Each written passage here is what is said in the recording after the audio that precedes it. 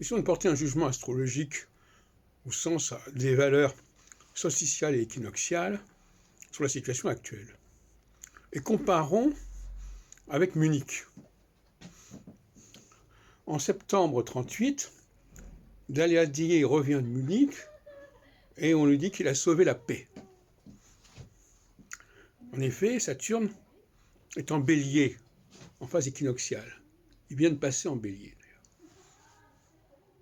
Eh bien, actuellement, Saturne est en Verseau, en phase solsticiale.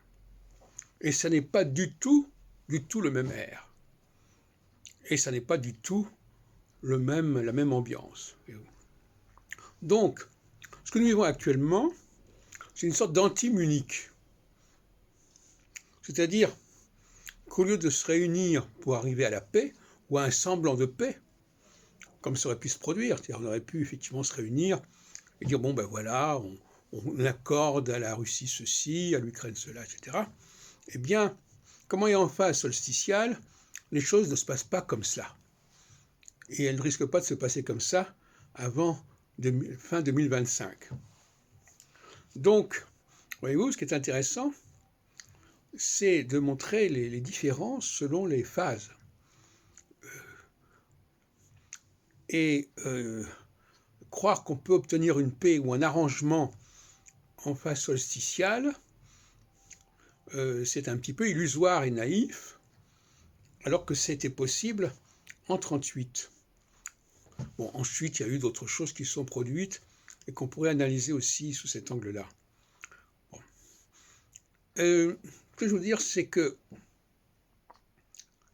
comme j'ai écrit dans un texte récemment, enfin, sur une vidéo, les temps ne sont pas mûrs pour la paix, pour intégrer tout dans un seul et même ensemble.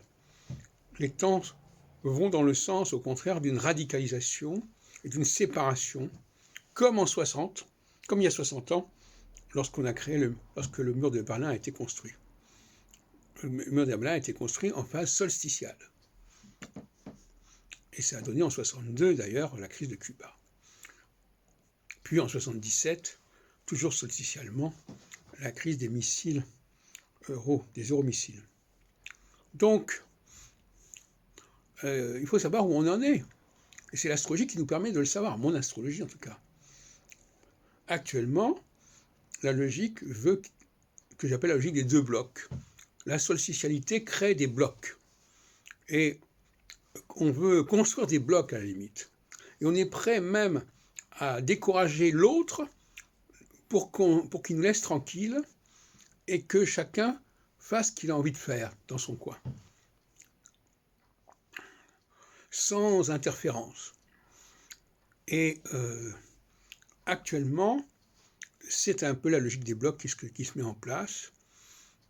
Et ça n'est ni mauvais pour la Russie, c'est pas spécialement mauvais pour la Russie, puisque la Russie, elle cherche justement cette logique de bloc. Et elle va continuer cette logique de bloc, avec Saturne en Verseau puis en Poisson, jusqu'à l'arrivée de Saturne en Bélier, en fin 2025-2026. Et là, il y aura un processus plus irénique, plus paisible, mais il y aura moins de tension quelque part, mais nous y reviendrons.